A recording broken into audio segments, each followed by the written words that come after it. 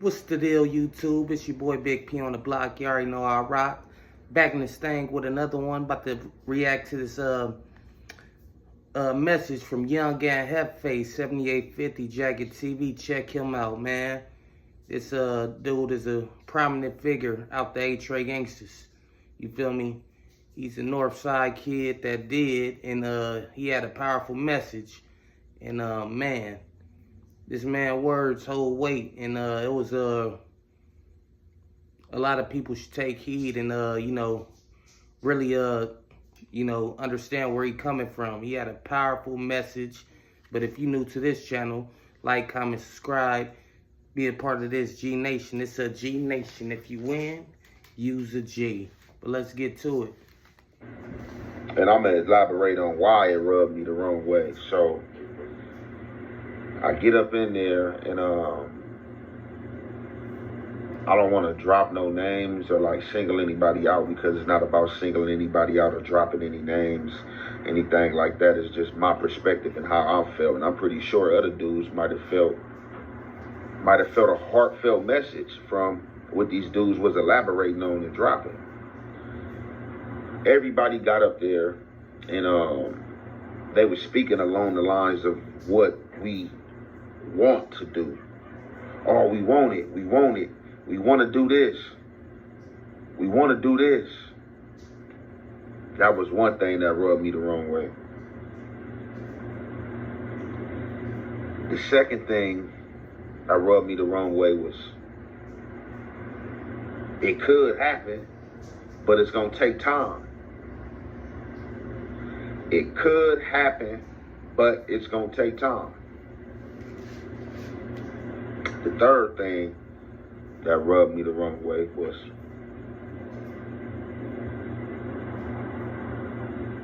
we got to holler at the shooters. We have to holler at the shooters. So, allow me to explain. So, when all that was being said, that rubbed me the wrong way. I was squirming in the pews in that church. I felt like the devil. I felt like the devil in that church, sitting in them pews amongst a congregation of holy men. That's how I felt from the speeches I was hearing. And I don't mean to draw any negativity because it was a positive crip meet, but the reason why I felt like that was from all those things I explained to you. So right then and there, I have made it up in my mind, like, man, I'm not even about to get up there and speak. But did I rule peace all out? No. It wasn't. It just rubbed me the wrong way, like what was getting up there and being spoken. So Yeah, everybody got their own opinion. You feel me? He's saying something that, rubbed him the wrong way. He still is with all the unity and everything, but, he wasn't feeling everything that was said, or maybe he just interpreted them in a different way, but I'm going to let him keep going. So then, three people said some things that made me get up there. One of them was Peanut from 60s. He got up there and he spoke. He spoke about how he felt, about how he already, deal and keep reports with other dudes from different hoods, how he go on outings with these dudes, you feel me? These dudes got personal relationships, he had been back to back, in prison with some of these dudes, and, things along them lines. And he said something else that was like, grasping, that I grabbed on to. Then when Lil Stone from 9-0 and Lil Space Ghost from 9-0 got up there, so they're the ones that really moved me and was like, all right, you know what, I'm gonna go up there and speak. So when they got up there, they spoke along the lines of being reputable members where they from, as well as being people that's tied in with the younger generation to know what's going on, and as well as being representatives of their part, you know what I'm saying, for their community, to make sure the community not stolen and things are ran the right way. So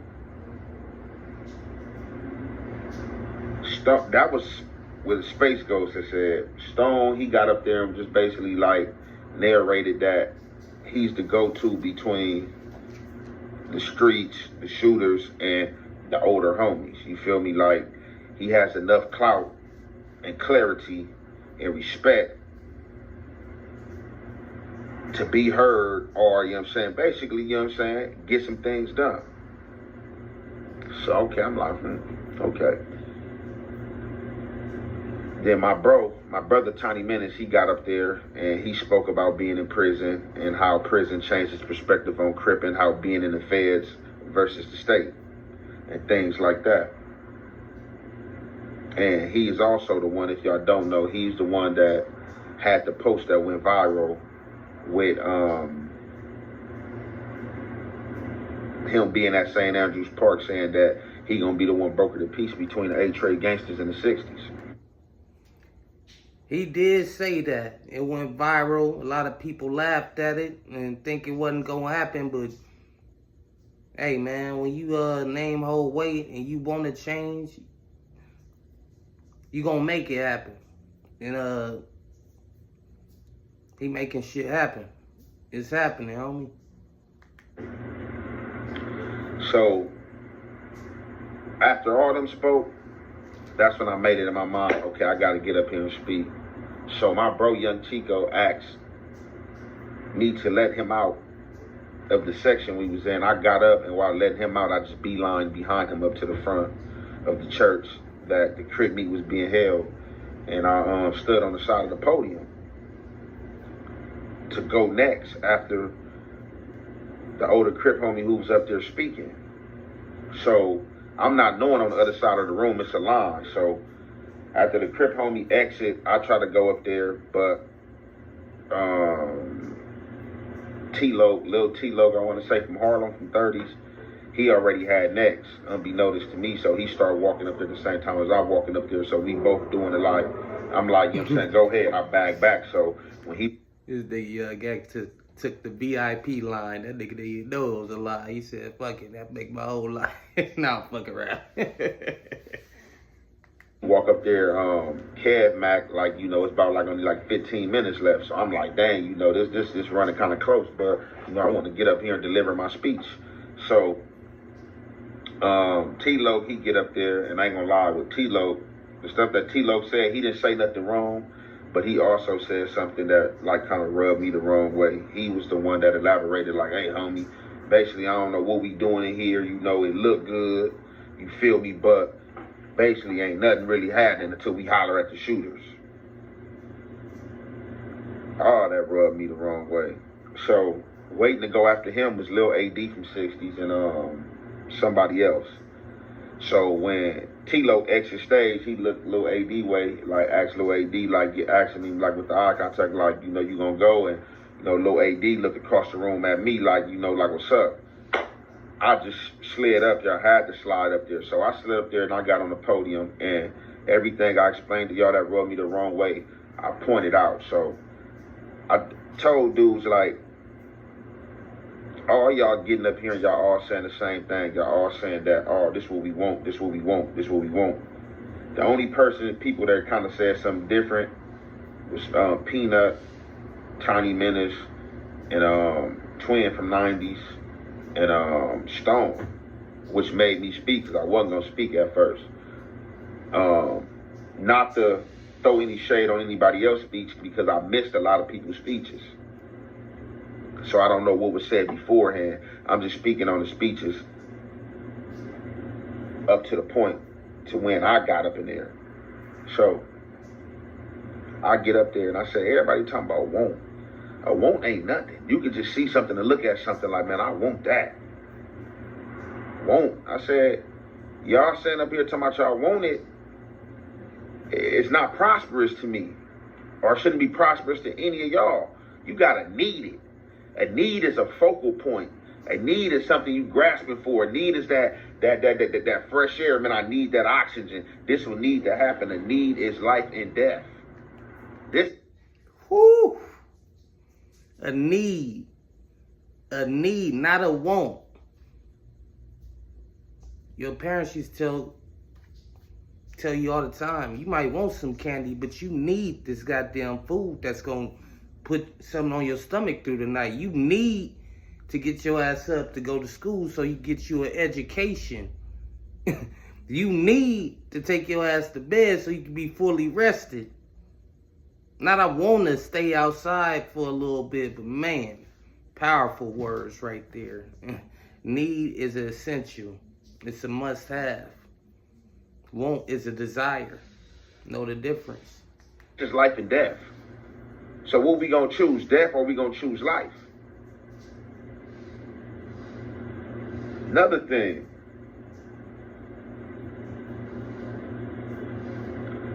Y'all. So the shooters.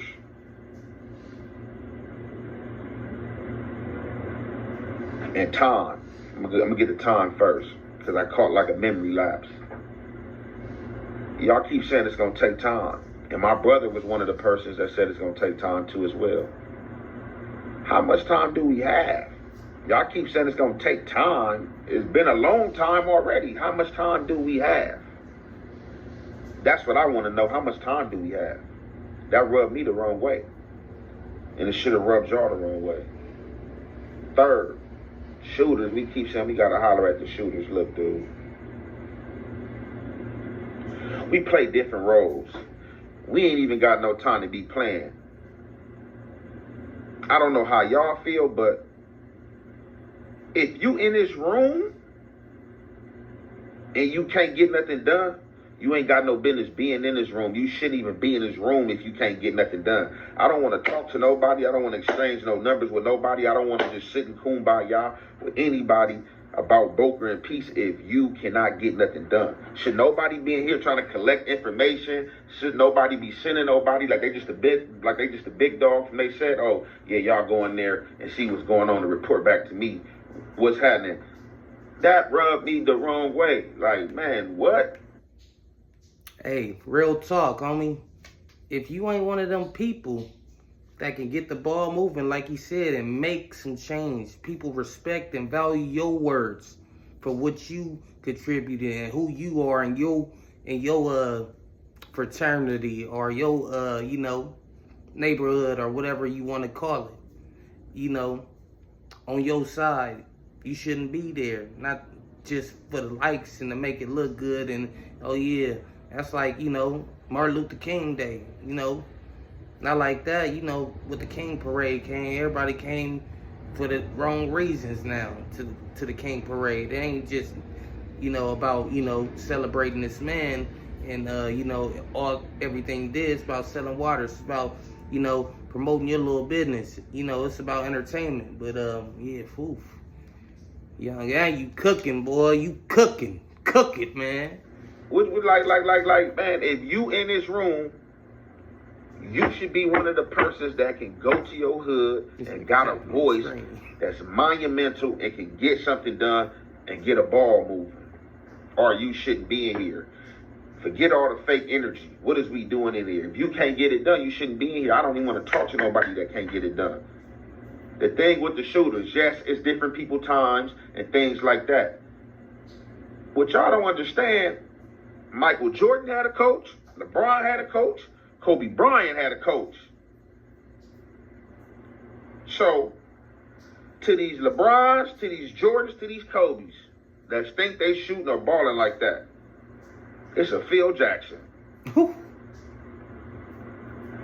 It's a Bill O'Reilly. Or whatever. Pat Riley, homie, Pat Riley, but go ahead, we know. Pep Riley. Pep Riley. Excuse me, not Bill. Pep Riley.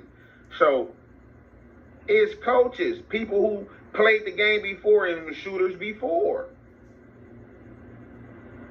So, off back, the shooters and them should have a rapport, because regardless of you being a shooter, how you just saying the shooters run a set? So it's just like the shooters that's before them, that's still prominent figures in them neighborhoods and sets, so they don't have no say so. So you saying like all the shooting and accolades and stuff that they racked up don't count just because it's new shooters that came after them? Like they just run whatever? Like, no, it's a different time. And I understand that in game banging. Like my time and from the time now, it's two totally different times. The crime rate's different, everything different. Game banging is lackluster. But you cannot sit here and tell me that I put all this work in around this joint and I gotta listen to some dudes that came after me just because they doing something that I already done. No. That's where the respect barrier come in at, to where if I come to you and I'm like, hey, look, bro, this the play, this what we on, hey, need to respect that. Because keyword respect that. Keyword respect. That's what he's saying. If you ain't got that respect, you shouldn't be here. If you up in here, you got to be one of them ones that can, hey, man, be respected, and words is going to be, you know, uplifted, and motherfucker, they going to, I lost my train of thought, but your word is about, you know, your words hold weight. People ain't going to second guess it or, you know, try to go above it or beyond it. This is coming from somebody of that realm and element. You're chasing the essence and accolades that this person already got. So how you not going to listen to this person when this person is coaching and telling you this is good for the game? So that shooter, that's bullshit to me. That means you don't have no say-so in your set. If that's what you got to do. Yeah, you going to go holler at everybody. You going to holler at the young homies that's doing their thing out of respect. But in retrospect, they got to have that respect for you. Because you already done what they are doing and you still around. We ain't talking about nobody that's out the way, that moved out the way and just come around, this and that. Like, we talking about like dudes that still doing things for the community and helping the community prosper. Because if you go against what we talking about, then you're the poison. And if you poison, we got to weed you out. And that's what a lot of dudes be scared of. A lot of dudes don't be wanting to get into it with their homies behind dudes from rival sets. And, oh, you got into it with me over that nigga because he from 6-0 or because he from A-Trade. You know what I'm saying? Woo, woo. Like, what? Like, if that's how you want to paint the narrative, then yeah, that's what it is. No, I got into it with you because of you poison. And I'm telling you, we trying to do this for a better means and good, and you going against that. Nobody bigger than the program. If you want to still go against the grain, you gonna have to weed it out. You gonna have to get weeded out, because like I just said, ain't nobody bigger than the program. And if you see the program is on a different swing and motion, follow suit or get washed and rolled over. Furthermore, not to preach any racial injustice, we get a Southsiders and Mexicans a free ride all day. I can go in any one of you guys' respective hood and hit up A-Trade gangsters, and somebody gonna see that and it's gonna get blue flagged or red flag. It's gonna get crossed out quick. To whereas I can hit that corner, same me, and hit up an essay set, and I guarantee you it stand up there, it ain't gonna get touched, it ain't gonna get crossed out or nothing. Facts. When it should, because if they hitting up in your area and they ain't been over there since the beginning, before the prospective hood that was there, they don't have no business hitting up over there, starting no cliques or nothing. No, it's already gang over here. This what we govern. It cannot be two separate entities that have two different politics. Like, how do we coexist with that? So I just pointed it out, like how we give certain people a free ride, and, you know, we muster up all the hate, pain, and whatever else we want to get off on each other. And I was just like pointing out, like, you shouldn't even be in this room if you don't have the clout in your set to stop something. Like, what are we here talking for? Like, for real. I got dudes from the other side, or dudes, forget we keep saying the other side, dudes from 60s, dudes from 90s, you know what I'm saying, dudes from 40s, number in my phone, dudes from the 50s, of the neighborhoods in my phone. I can powwow and mess with them just like on some regular crip meet. We can meet up, going out and type thing. But when we doing things like this and we taking the time out of our day and people are getting up here and you got time to invest, once ain't gonna cut it. We gotta need this. And if you in this room, you should be able to make that happen. So that was my speech. After I spoke what I spoke. Man. Homie still was cooking, man, but I'm gonna end it right there, man. That was a powerful speech, man, and I bet it resonated and hit home with a lot of people when they really check, think back and check everything out, man. I'm pretty sure what nobody said was wrong, but this right here, it shook the ground, man. Shook the ground, man. Man, it's like, man, he's spitting that biblical right now, man. But shout out to Young and Hefe. Go subscribe to his channel if you ain't already did it. It's your boy Big P on the block. Y'all already know I rock. I'm gone.